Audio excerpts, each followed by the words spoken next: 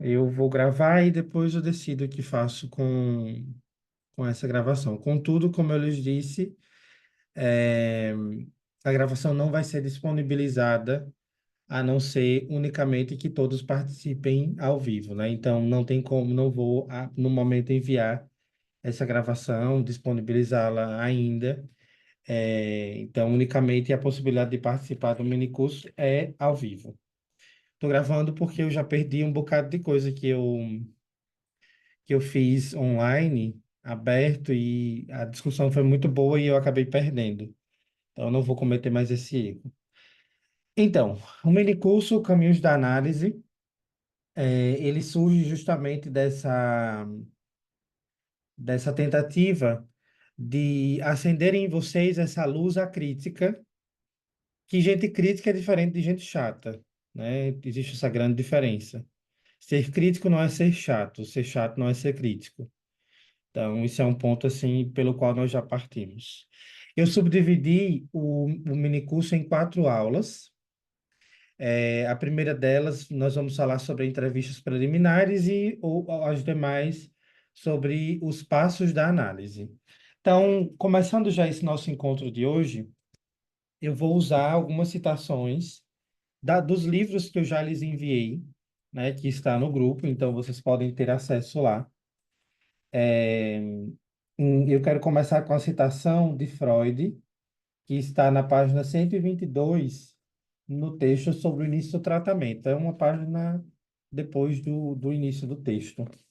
E Freud diz assim: o início do tratamento, como esse período probatório, estipulado em algumas semanas, aliás, também tem uma motivação diagnóstica.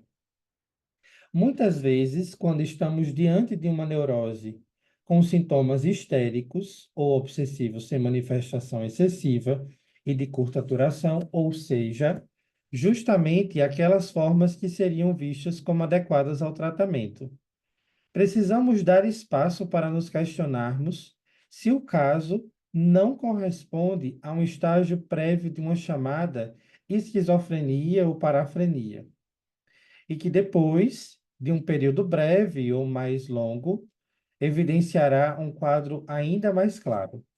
Então, essa é a famosa citação do Freud, em que, pela primeira e única vez, ele fala sobre as entrevistas preliminares e a utilidade das entrevistas preliminares no tratamento psicanalítico. Tem um outro livro também, que eu lhes indiquei e enviei o PDF dele lá, que é esse muito famoso, do Antônio Quinet, As Quatro Mais Uma Condições da Análise, que é uma indicação que eu costumo fazer aos supervisionandos, é, porque aqui o Antônio Quinet fala sobre as condições da análise. Contudo, com a prática clínica, eu percebi que,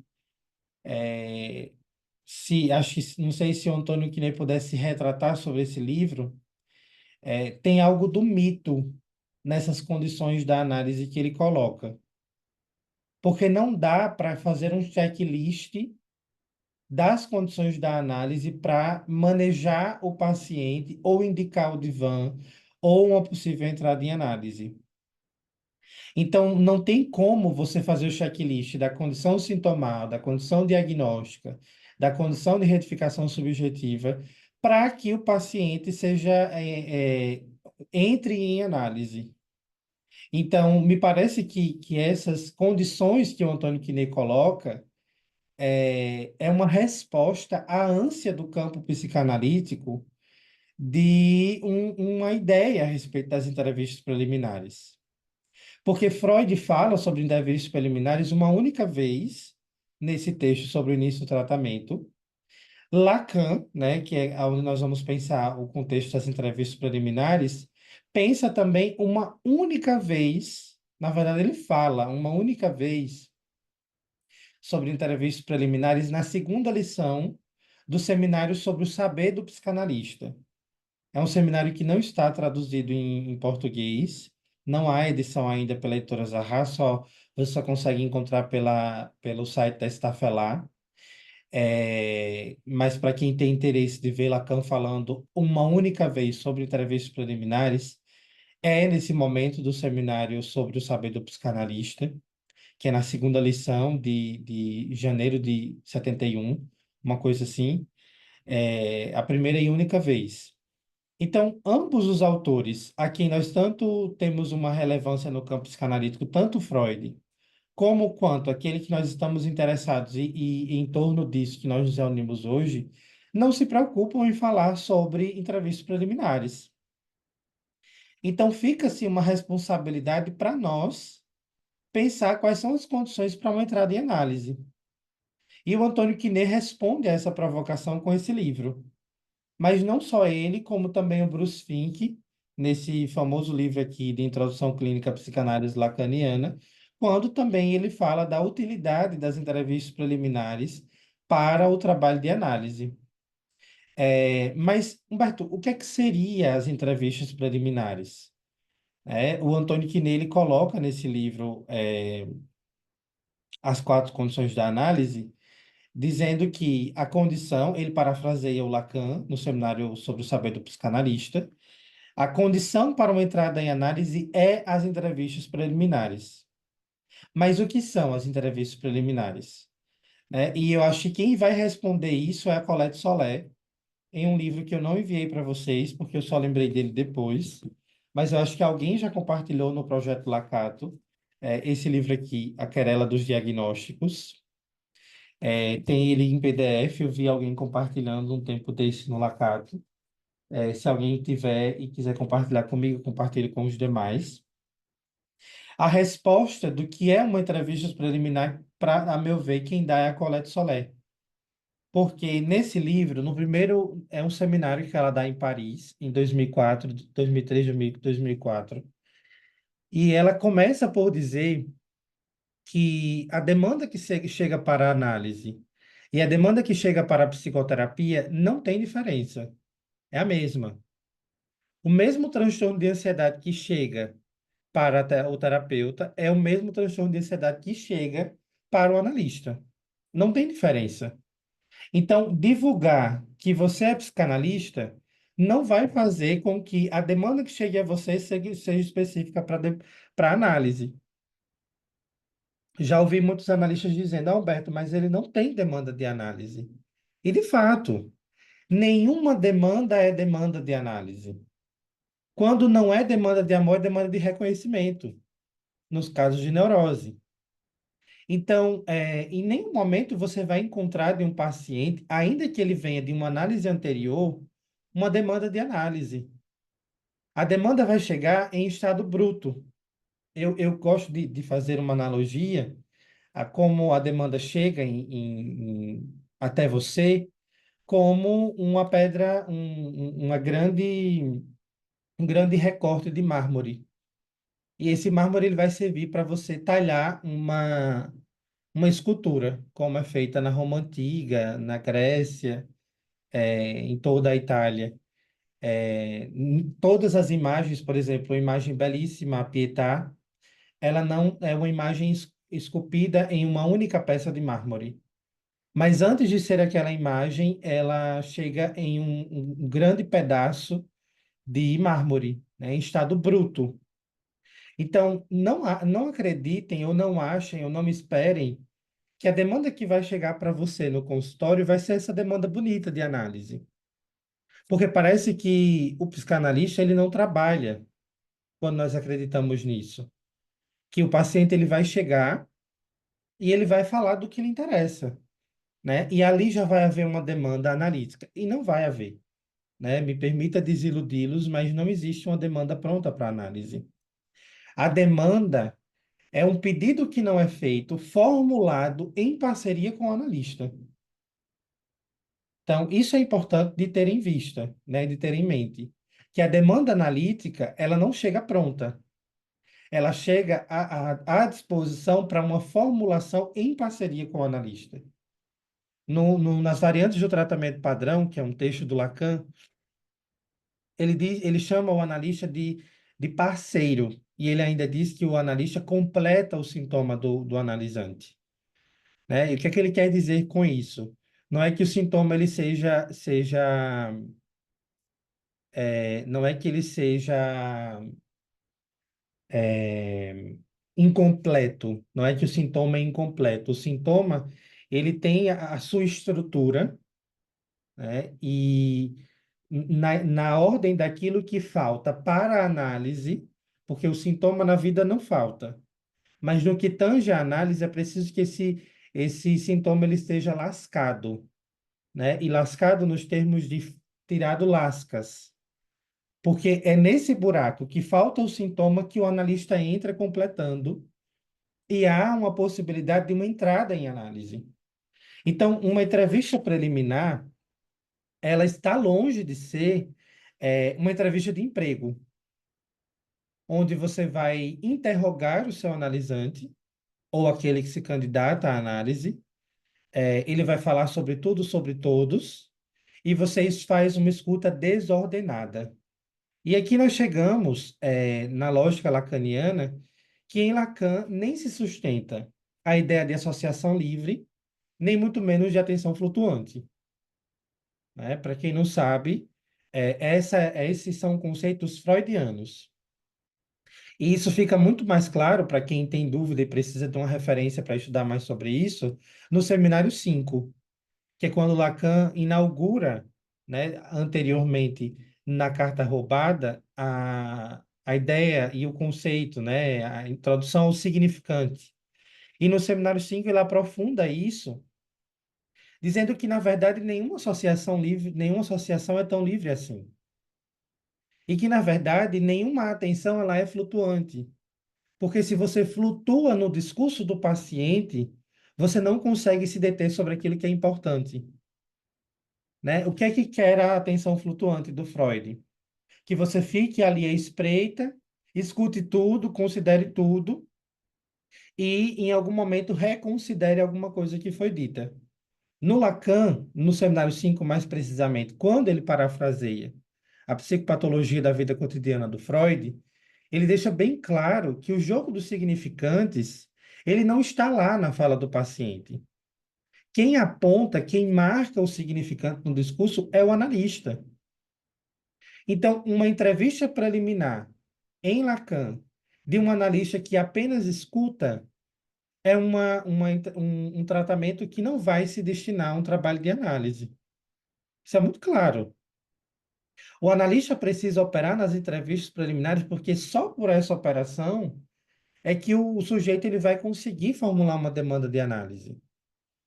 Então, esse ponto, né, do qual nós precisamos partir hoje, a partir dessa destituição da atenção flutuante em face da associação livre, né, em Freud, enquanto no Lacan, qual é a utilidade da atenção flutuante ou da associação livre e por que isso não existe? Primeiro que nenhuma associação, como eu lhes disse ainda há pouco, é de fato livre. Toda fala, ela está encadeada. Lacan deixa muito claro quando ele idealiza o seu aforisma. O inconsciente se estrutura como a linguagem. Então, toda fala, nenhuma fala, na verdade, é livre. Toda fala ela é devidamente estruturada, né? Ainda que imperceptivelmente. Então, é essa estruturação e é sob a qual o analista opera nas entrevistas preliminares. Então, a posição do analista nesse momento inicial, em que o paciente chega se queixando sobre crises de ansiedade, por exemplo, Humberto, ele não fala da vida, mas você pergunta sobre a vida? É muito importante, nos casos que chegam no início do tratamento, é, você, enquanto analista, se pergunte o que você está escutando. Porque o paciente, na maioria das vezes, principalmente para quem tem uma clínica plenamente de leigos, muitos deles não sabem o que é um trabalho de análise. E parece que nós nos furtamos de muitas vezes dar nomes aos bois e nós mesmos sofremos e nos queixamos porque o paciente não entra em análise. E aí é quando eu vou ao segundo capítulo de Introdução Clínica à Psicanálise Lacaniana, do Bruce Fink, ou melhor, o primeiro capítulo, o segundo, onde ele vai falar sobre engajando o paciente no processo terapêutico, e ele fala sobre a função pedagógica das entrevistas preliminares. para mim, essa é a sacada do Bruce Fink, em algumas cagadas que ele comete ao longo do ensino dele, mas essa é uma sacada, assim, que é muito útil para a nossa clínica. Que muitas vezes, se nós não formos pedagógicos com os pacientes que chegam para tratamento, nós não vamos conseguir colher deles uma empreitada de um trabalho de análise. Tá, mas o que é ser pedagógico? Ser pedagógico não é fazer por. Eu ouvi de uma paciente esses dias um sonho que ela, para mim, ela definiu muito bem o que é a análise. Ela dizia assim: Humberto, eu tive um sonho. No sonho, eu estava dentro de um espaço, tinha uma tela entre nós. Eu estava resolvendo algum problema ali, e eu estava com medo de me atrasar para a sessão. E você estava do outro lado. E eu estava apressada, tentava fazer tudo a tempo, e aí eu saía. E quando eu saía, você me apontava qual era o caminho mais curto até o consultório. E você não ia comigo, você apenas dizia, ó, por aqui é mais rápido. Porque se eu fosse pela cidade, pelo centro, talvez eu não chegasse a tempo para a sessão. E aí você me apontou o caminho e eu consegui chegar a tempo, né? Essa figura desse sonho, ela representa muito bem o que é um trabalho de análise em Lacan. O analista não é aquele que aponta o caminho da vida, não é aquele que deseja o bem do paciente, não é aquele que quer que o paciente se cure. O analista é aquele que aponta o caminho da análise. E o que é que nós queremos com os pacientes que estão em entrevistas preliminares? Que eles entrem em análise. Porque só em análise, ou a partir da análise, é que o sujeito ele vai conseguir perceber o que realmente, na vida, ele paga enquanto preço da doença e da estupidez, como diz o Freud. Então, as entrevistas preliminares, elas operam, né, nos termos do Freud, como um tratamento de ensaio que antecipa o trabalho de análise. E uma coisa é fato: sem as entrevistas preliminares, não há uma entrada em análise. Né? Para quem ainda não leu o livro do Antoine Quinet, eu acho que vale citar as funções que ele coloca, as condições da análise, para poder comentar um pouco sobre em que momento eu não concordo.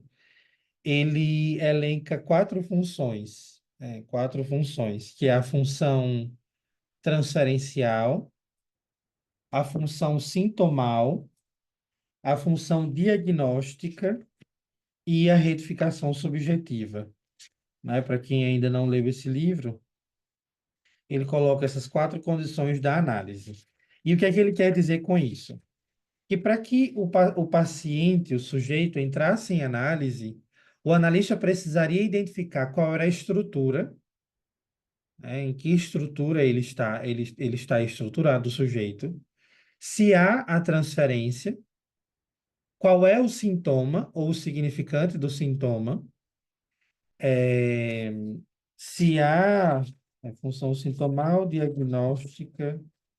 É, deixa eu só confirmar aqui, porque eu acabei me embananando. Se há A transferencial. Obrigado, Matheus. A função transferencial, né, que é se há o significante da transferência em operação. E a ideia, aí nós já começamos a descer um pouquinho a questão do buraco, né? Eu acho que o grande problema das condições da análise que nos coloca o Antônio Quinet está na nomenclatura retificação subjetiva, né? Por quê? É como se o paciente ele precisa retificar subjetivamente, o que é que seria uma retificação subjetiva?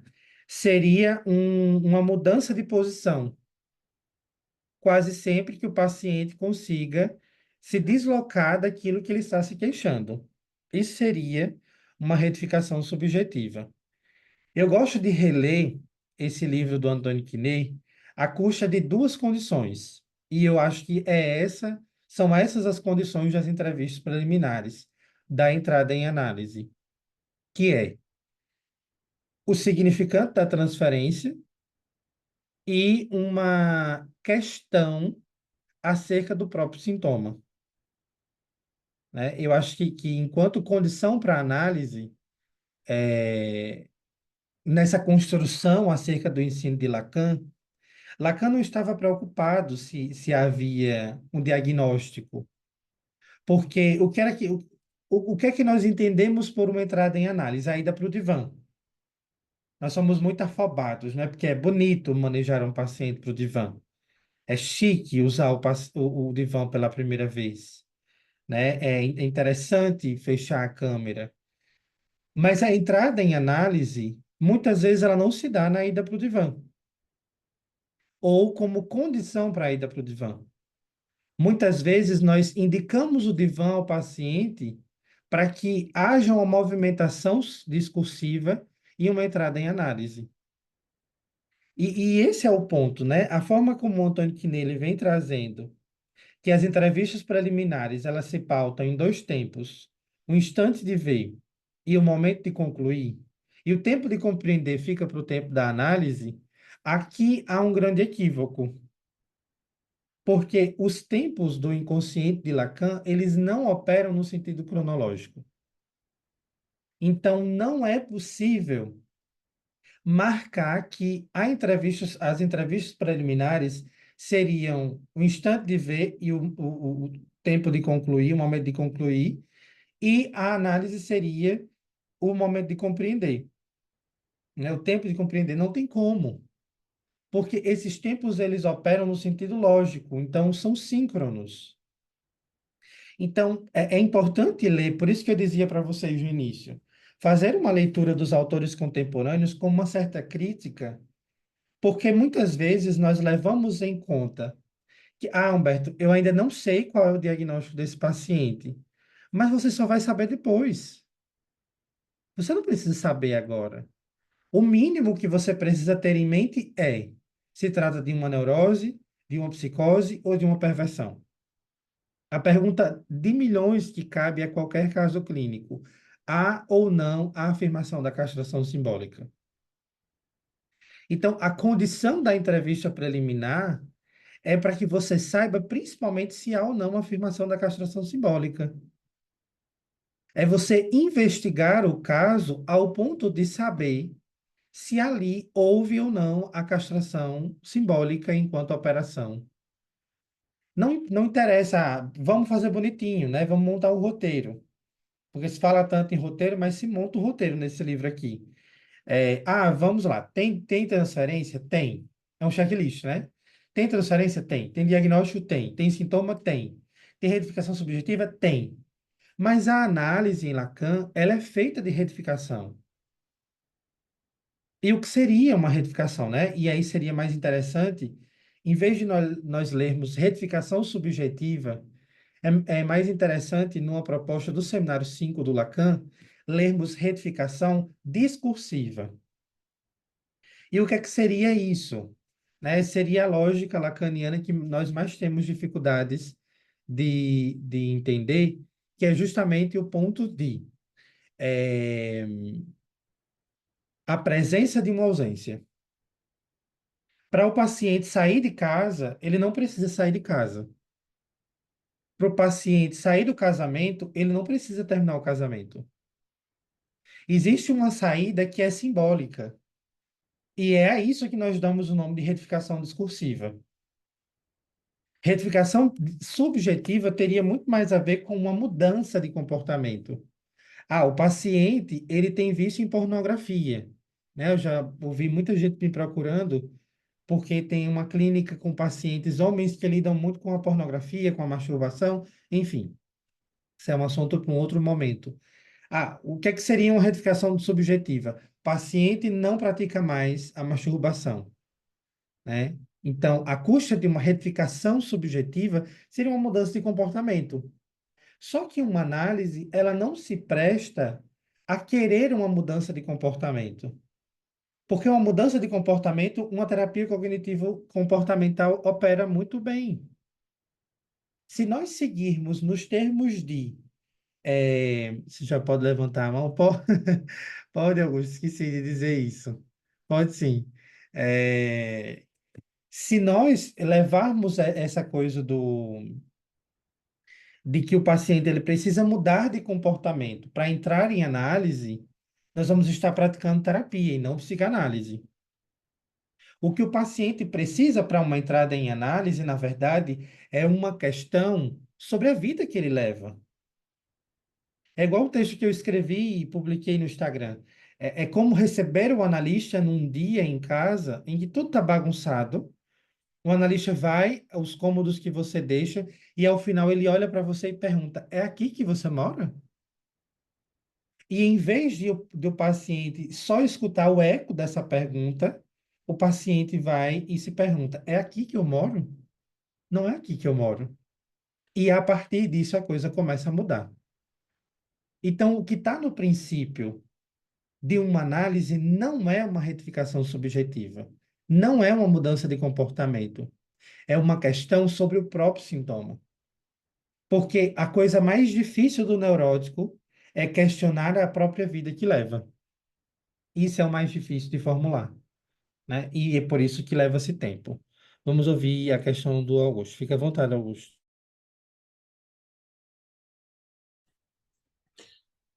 Humberto, assim, né? Um bocado de coisa do que tu falou até agora e me parece de fato ser assim um bocado de coisa porque está em torno de uma questão de milhões para a gente agora que falar de entrevistas preliminares e falar desses termos que tu está trazendo aponta para a questão de o que é uma análise. O que é análise de fato, né? A gente separar de que há esse momento de entrevistas preliminares é a gente distinguir o que é um começo, algo que não é uma análise ainda, para o que é uma análise de fato. E, e aí eu não consigo desconsiderar o fato de que quando a gente fala de Freud e de Lacan, a gente está falando de dois médicos que aprenderam a fazer clínica seguindo um protocolo de anamnese, de diagnóstico e de prognóstico. Por mais que Lacan, de certa forma, subverta, né, quando ele elabora e, enfim, ele desenvolve toda a clínica um tanto mais distante da medicina do que o que Freud fez, porque talvez Freud insistiu muito mais em em tornar a psicanálise uma especialização médica, né, um campo da área médica do que Lacan. É, entre tantas coisas, né, que me dá vontade aqui de questionar, de falar e de perguntar um pouco mais, quando tu falou agora no finalzinho de retificação subjetiva, e tu fez esse trocadilho que seria mais adequado chamar de retificação discursiva. Aquele teu amigo querido, Násio, ele bate o tempo todo, bate o tempo todo no começo daquele livro lá, né? Como trabalha o psicanalista em torno das entrevistas preliminares e em torno desse termo de retificação subjetiva. E aí ele coloca, em certa medida da minha compreensão, esse conceito como a transformação daquela primeira demanda que chega de uma demanda de amor por uma outra demanda que vai ser uma demanda possível de empreender uma análise, né? É, aí a minha questão ficou, né?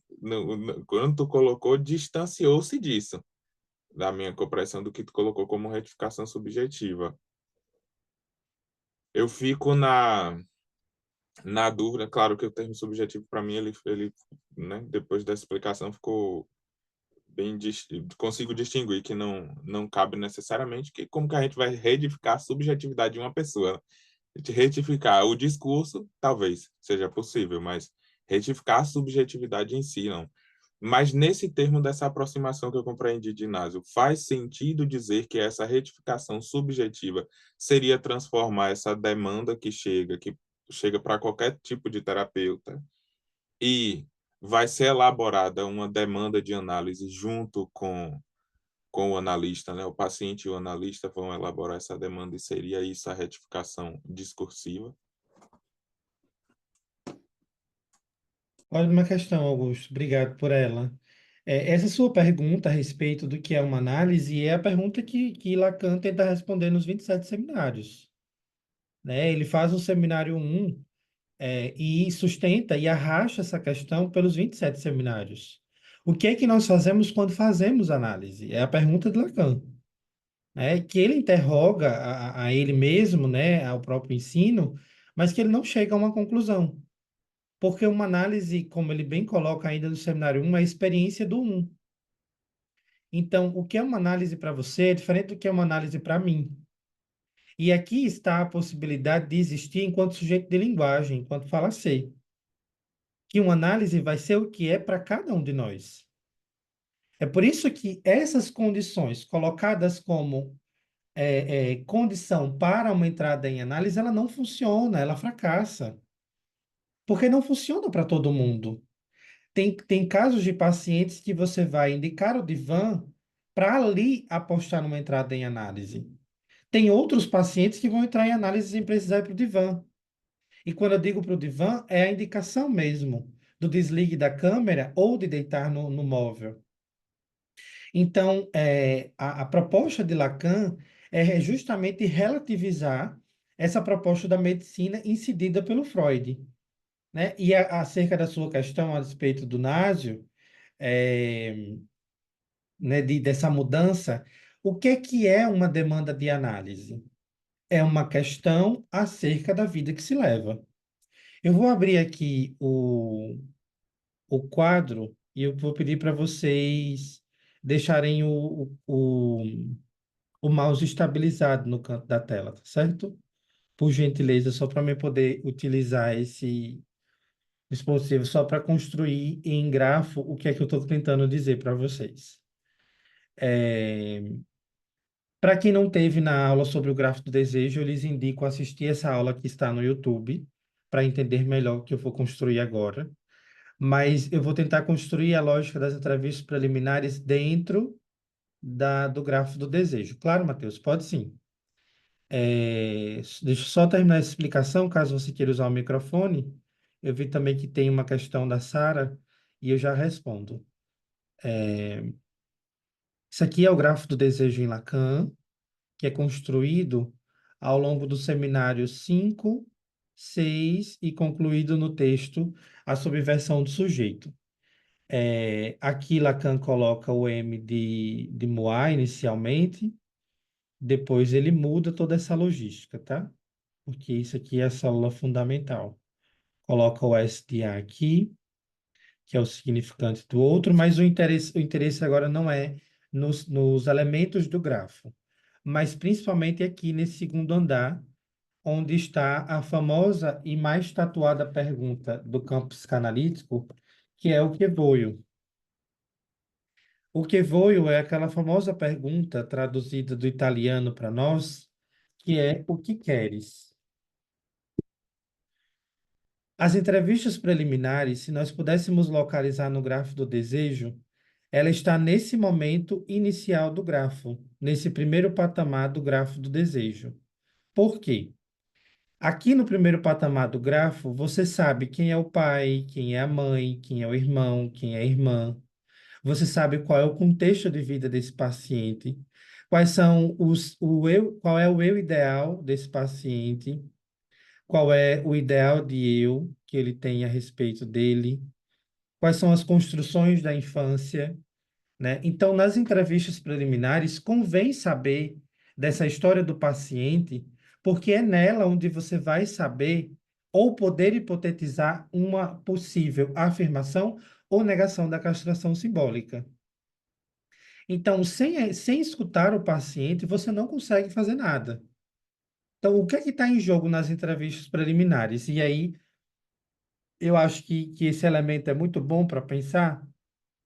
Eu acho que as entrevistas preliminares é o primeiro andar do grafo do desejo, que é esse momento em que você constrói a história do paciente, né? E, inclusive, analisa, investiga se há ou não uma disposição para uma entrada em análise, né? Se o paciente tem disposição de empreitar um trabalho analítico, o que é que ele busca, ele tem pressa, ele não tem, o que é que ele faz, né? Então, nesse momento das entrevistas preliminares, é o momento em que a contação de história tem seu lugar.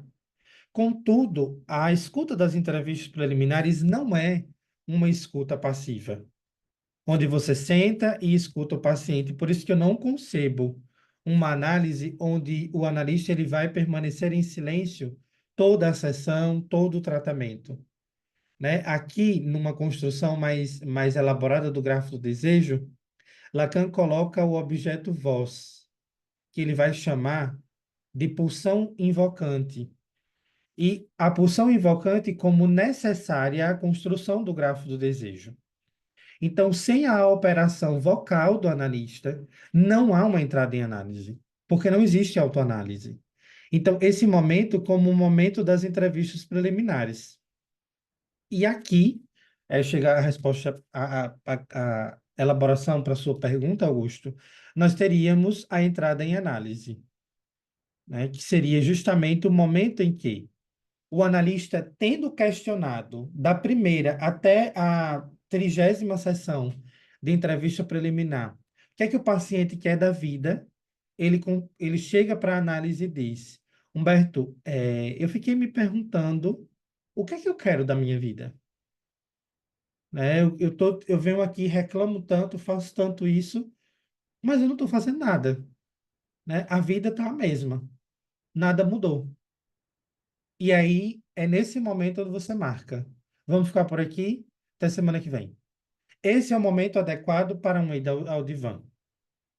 É perceber o momento em que o sujeito ele faz uma questão acerca da vida que ele leva.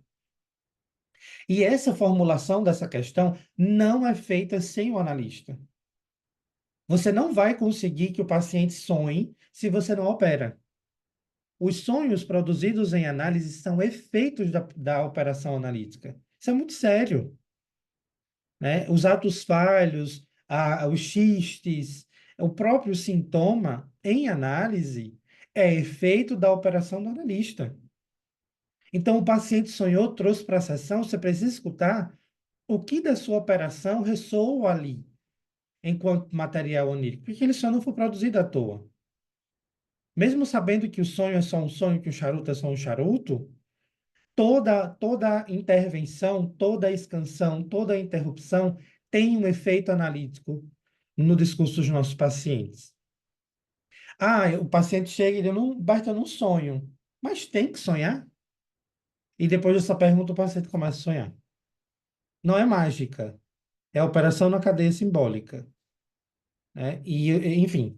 Então, assim, esse momento aqui estaria a entrada em análise, que é o momento em que, de tanto você fazer enquanto analista o que voio, o que é que você quer? Faz sentido para você estar aí? Me fala mais, o que é que você ganha estando aí? Né? Me explica melhor, como é para você estar aí? Como é para você estar onde você tanto se queixa? Mesmo estando aí, você faz questão, e aí o paciente às vezes ignora a tua pergunta, né? Eu já vi analistas dizendo, o paciente, inclusive eu já citei um exemplo aqui para vocês em outro momento, de um caso de um paciente que, antigo já, ele chegava para a sessão, falava, e aí eu perguntava alguma coisa, interrompia, ele me ignorava. E eu disse, tá bom. Aí ligava a sessão, terminava, ligava, terminava. Eu em silêncio entrava, em silêncio voltava, e ali eu estava enquanto presença analítica. E aí, até o momento que, em algum instante do tratamento, ele disse: Ô, mas eu estou incomodado. Com o quê? Não, porque você está entrando, não está falando e não tem me interrompido, não tem perguntado, não tem me dado conselho. Você só escuta?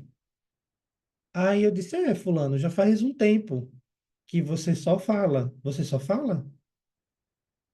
E aí, na ausência da resposta para aquela pergunta, foi o marco da entrada em análise, né? Então, a subversão disso que coloca Augusto nessa coisa do Násio, da entrada em análise, é uma questão que se coloca justamente porque as entrevistas preliminares, elas entram como condição para a entrada em análise. Mas quais são as condições para as entrevistas preliminares? São essas que o Antônio Quinê coloca? Será que não se entra em análise antes de se saber se é uma neurose histérica ou neurose obsessiva? Será que não entra-se em análise antes de uma retificação subjetiva? Antes de mudar de casa, terminar o casamento? Ou só entra em análise depois de terminar o casamento? Percebe o quanto é sério a ideia de retificação subjetiva? O que é que você acha, Augusto? Eu compreendo, o que me passa assim, né? Tentando aquele ponto que tu trouxe no começo, de Freud e de Lacan, a gente vê pouco a respeito dessa etapa do tratamento.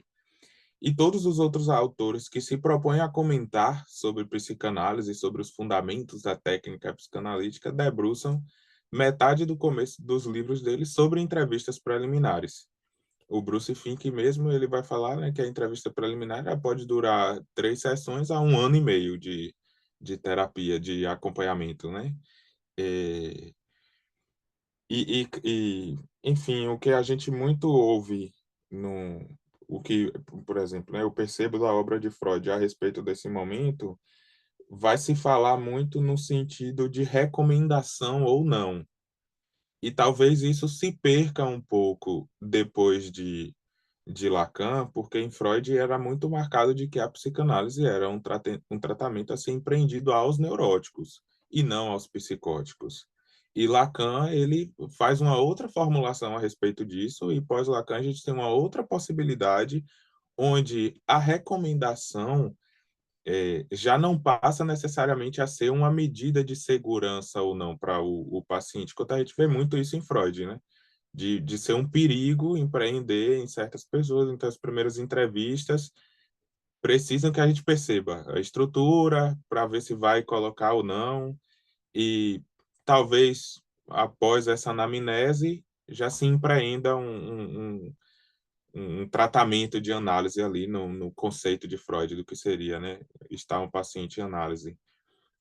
Por exemplo, não tinha lido o caso do pequeno Hans, e agora estou concluindo a leitura e, assim, dá um pouco de choque, né? Que a gente debate tanto como proceder em entrevistas, como proceder uma análise, como fazer o acompanhamento, quantas vezes o dia, pagamento, etc. E a análise do pequeno Hans eram cartas trocadas do Freud com o pai do Hans. E o pai do Hans perguntando, fazendo perguntas e conjecturas sobre Hans o dia todo, 24 horas por dia.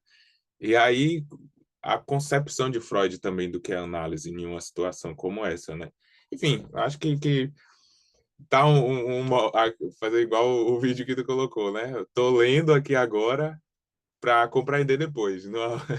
Na outra leitura eu volto para sedimentar um pouquinho melhor o que está borbulhando aqui a respeito disso. Mas que bom, a intenção é provocar isso, deixar um bocado de ponta solta para vocês saírem dessa essa venda, né, de que a entrevista preliminar é isso que a gente aprende em Freud. Não é. E Freud, no caso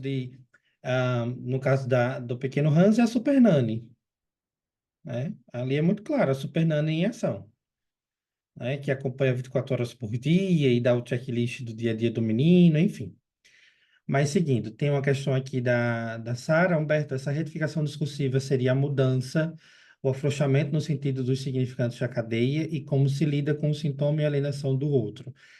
Não, Sara, eu não diria que a retificação, porque no início da análise, os significantes ainda estão por aparecer, né, por eleição do analista. Então, a retificação discursiva seria, na verdade, uma questão sobre a vida que se leva, para, a partir daí, conseguir operar no sentido simbólico da cadeia. Então, não há afrouxamento ainda, porque eles não estão amarrados. Embora haja um encadeamento simbólico por causa da castração na neurose, ainda não há uma cadeia simbólica para se afrouxar. Essa cadeia simbólica ela é construída em parceria com o analista. Matheus, fique à vontade. Boa noite, pessoal. Boa noite, Humberto. Noite. Então, eu acredito que minha dúvida já foi meio que sanada de acordo com a sua explicação e também com algumas respostas que você terminou por passar para o rapaz anterior. Minha dúvida principal seria que uma das questões para análise, né, se é que existem essas questões específicas, seria o fato de que se o paciente não reflete sobre algumas questões da sua dinâmica do dia a dia, se ele não chega a racionalizar, se ele não pensa, sabe, sobre sua vivência, se ele vive no automático. Tanto que isso é um pouco de uma demanda que eu sinto na clínica, sabe? Pessoas que não param para pensar. "Eu cheguei aqui, não sei, Matheus, eu só vivi nessa semana, eu só trabalhei." Sabe? Pessoas que não pensam sobre sua existência em algum momento, não pensam sobre seus sintomas, suas angústias ou suas dores. Até que ponto essas pessoas conseguem caminhar para essa análise? Sabe? Se elas não refletem nisso e vivem nesse automático. Inclusive, eu acredito que isso seja um sintoma da vida moderna, tudo muito corrido, muito rápido, torna-se esse paciente, né, esse analisante, como algo robotizado, sabe? Então ele chega naquele momento da sessão em si, ele não sabe o que falar porque ele não pensou, ele não reflete, não pensa o que falar. Então, em resumo dessa pergunta meio enorme, seria o quê? A pessoa que não reflete, como ela chega para, como é que ela adentra a análise, ela passa das entrevistas preliminares, como é que funciona essa passagem, sabe? Enfim, seria isso Uhum. aí. Ótima questão, Matheus. Acho que um dos sintomas contemporâneos é a idiotice, né? É a vida idiota que se leva. Isso é muito sério, né? Assim, o fato de não pensar sobre si não é uma questão de quem faz análise, é um ser humano. Você não pensar acerca das próprias questões às quais você está inserido é como Freud diz, cada um pague o preço da sua doença e estupidez, é estupidez, né? Então, assim, nessa sua questão se aplica em primeiro plano caso a caso, mas no sentido geral, né, da massa, que é muito isso que chega hoje no consultório, primeiro que o tempo, como eu disse, né, eu digo sempre às pessoas que me procuram para análise, uma das primeiras perguntas que eu faço é: você tem tempo? E tempo cronológico mesmo, tempo de relógio, meses, anos. Se você não tem tempo para empreitar um trabalho de análise, é melhor que você não faça, né? Ou se a sua demanda for essa que te leva a um trabalho de análise, que bom, vá por causa disso, porque não tem tempo. Então, o que está em jogo nessa pobreza simbólica que chega hoje na clínica, sob esse viés de não pensei sobre a semana, não pensei sobre o que você disse, não estou conseguindo produzir nada, estou vindo aqui somente fazer um checklist, né? Tem muito a ver com a utilidade, o lugar que o sujeito dá a esse trabalho analítico, né? Então, muitas vezes, Matheus, cabe fazer como fez o Freud, em análise terminável e interminável, com o paciente que estava enrolando, e aí ele chega, né? Por isso que Lacan era tão radical. Porque essas demandas chegavam para Lacan também, né? Ele chega para o paciente e diz: Ó, você tem 11 meses para entrar em análise, se não entrar, a gente interrompe o tratamento, né? E o paciente se analisou em 11 meses. É muito específica a sua pergunta, porque justamente toca nessa demanda atual da clínica. Mas esses pacientes, eles também têm como entrar em análise. É difícil, porque muitas vezes, em alguns casos, são neuróticos obsessivos, né, que ficam presos na racionalização da própria vida, não questionam acerca de como vivem e se vivem, porque às vezes, minha gente, a pessoa não faz uma pergunta se realmente ela está vivendo, se ela está comendo o que está comendo. Tem pessoas que não fazem essa questão. E muitas vezes a análise, no termo da função pedagógica, que coloca o Bruce Fink, é se dar conta de que a pessoa está viva. E por isso que ela pode entrar em análise, né? É fato que uma análise se trata de obviedades. E nós, atualmente, nós não temos condições de pensar no óbvio, né? Enfim, deixa eu seguir aqui. Peraí que eu já passo a palavra para você, Clara. Clara. O que seria castração simbólica? Tenho dúvidas porque sabemos que não é a lei, regra. Ótima questão, Fernanda. A ideia da castração simbólica, ela está muito ligada à ponte com a norma fálica, né? Em termos bem grossos, o paciente ele está conectado ou não à realidade dele. Isso é muito claro e decisivo nos casos de neurose e psicose. Na psicose existe um muro entre o sujeito e a norma fálica. Na neurose existe uma ponte. Ainda que eu fantasie sobre a realidade, eu consigo ir e vir sem me perder. Na psicose, o que há é o delírio da realidade. Então, há um muro entre o sujeito e a realidade, né? Mas isso é importantíssimo de se estudar e nós podemos aprofundar isso no seminário 5. Deixa eu seguir aqui. As questões são bem complexas, então eu vou só pincelando, porque o tempo nosso também já está acabando. Eu pensei em 1 hora apenas de encontro, né, para temas complexos. Quais são as particularidades das entrevistas preliminares de análise com crianças? Essa é a minha preferida, Carla. É, Primeiro que na análise com crianças isso muda um pouco, porque os pais entram em jogo, né? Então, a criança também tem condições de fazer uma questão acerca da própria vida, né? É muito bom, é muito interessante de ver isso nas crianças que estão na fase de questionar tudo, né? Uma vez eu atendi uma menininha que ela vinha a mim perguntar por que era que a Lua era redonda. E eu não sabia responder. Por que que a Lua é redonda? Né? E aí ela desenhava a Lua, enfim, ela desenhava uma Lua quadrada, né? Ela perguntava por que a Lua era redonda, mas a Lua era quadrada. E aquilo aludia muito à demanda que ela trazia, né? Que era uma questão com o sono, de pesadelos e tudo mais. Então, a entrada em análise com crianças, ela é bem particular, porque as entrevistas preliminares, elas também incluem os pais. E aí é o grande ponto. Quando a criança entra em análise e ela começa a produzir retificação discursiva, geralmente os pais tiram elas, porque acaba sendo uma ameaça ao sintoma do pai, né? Então, na análise com crianças, o que está em jogo é o sintoma do par parental. Então, até que o analista consiga peneirar qual é a demanda dos pais e a demanda da criança, isso leva um tempo, né? Mas é muito comum de analistas com crianças dizerem: uma análise não vai dar resultado, uma análise provoca efeitos. E na clínica com crianças, a psicanálise lacaniana é muito poderosa para provocar efeitos permanentes na construção do psiquismo dessa criança. Então, é muito particular porque entra em jogo os pais. Então, os pais também fazem parte dessas entrevistas preliminares. E as crianças, elas também têm condição de fazer essa questão acerca do próprio sintoma. Isso é muito claro. Matheus. Inclusive, foi uma intervenção que já utilizei, perguntei o que ele diria além do checklist da semana. A pessoa parou e gaguejou.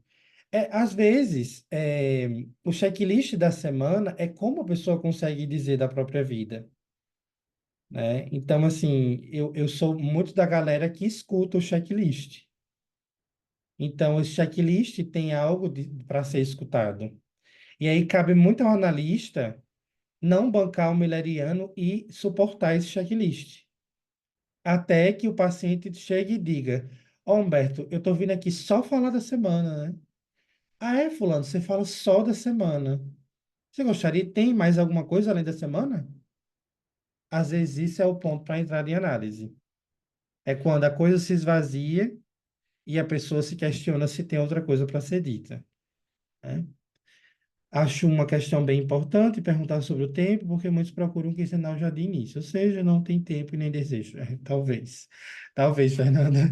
Essa questão do tratamento quinzenal é um problema, né? Porque não funciona em análise. Clara, fique à vontade. Boa noite, pessoal. Humberto, você fez um questionamento referente a se uma pessoa ela chega a uma retificação discursiva antes de um diagnóstico. Você colocou isso aí. Só que, assim, geralmente, quem marca o discurso, quem marca o significante, você falou agora que é o analista, não é isso? Que faz com que esse significante ele surja, apareça, né? Vamos dizer, se destaque ali na análise. Só que aí, essa intervenção vai estar muito baseada no diagnóstico também. Então, como é que seria isso? Como é que eu poderia fazer com que surgisse uma retificação discursiva, né, do sujeito, sem antes eu ter esse diagnóstico, sabendo que isso interfere na nossa intervenção como analista? Não é regra essa cronologia de primeiro o diagnóstico, depois a questão. Porque a questão é efeito. A questão é acontecimento, não é evento. Então, a questão de análise não se dá nos termos de um evento, se dá nos termos de um acontecimento. É isso que Lacan vai chamar de a intervenção do analista tem efeito de um xiste. Não é de uma brincadeirinha, kkkk, vamos rir. Não, é de uma surpresa. Então, enquanto acontecimento, e isso se aplica apenas aos neuróticos, tá? Não estou falando da clínica das psicoses, que as entrevistas preliminares na clínica das psicoses, ela nem existe. Então, é apenas para a clínica das neuroses. E no que tange ao diagnóstico, o que mais importa não é saber se é neurose histérica ou obsessiva. Isso pode ser visto a posteriori. O que importa é a afirmação da castração simbólica, há. Então, se há a possibilidade de uma entrada em análise. Todo neurótico tem condições de entrar em análise. Contudo, vai muito do 1 a 1 se vai ter disposição de entrar em análise. É diferente, entende? Então, não há uma lateralidade cronológica. Primeiro uma coisa, depois outra. Isso é algo síncrono, certo? Uhum. Então, esse é um ponto assim que é importante para se pensar, para poder expandir melhor toda essa construção, né? Eu já enviei no grupo, deixa eu ver se não ficou nenhuma pergunta aqui. Enviei no grupo o livro, que generosamente a Nayara e o Matheus conseguiu compartilhar comigo, da querela dos diagnósticos. Isso que eu citei da Colette Soler está no primeiro capítulo desse livro aí. Eu lhes indicaria, né, para vocês aprofundarem melhor essas questões da, das entrevistas preliminares, os 3 capítulos do Seminário 5, e o texto Variantes do Tratamento Padrão, do Lacan, que está nos escritos. Variantes do Tratamento Padrão. É um texto muito bom, e pouco citado por nós. Semana que vem nós vamos seguir trabalhando, que eu não lembro agora qual é o tema, mas eu compartilho com vocês no grupo. Mas nós vamos seguir trabalhando nessa mesma perspectiva. Também é o suficiente para vocês produzirem questões e trazerem para enriquecer o nosso encontro. Queria que vocês me dissessem o que acharam, se funcionou para vocês, se vocês estão saindo mais confusos, né? Foi esse o objetivo do encontro. Como é que foi para vocês esse primeiro encontro do mini curso? Me contem.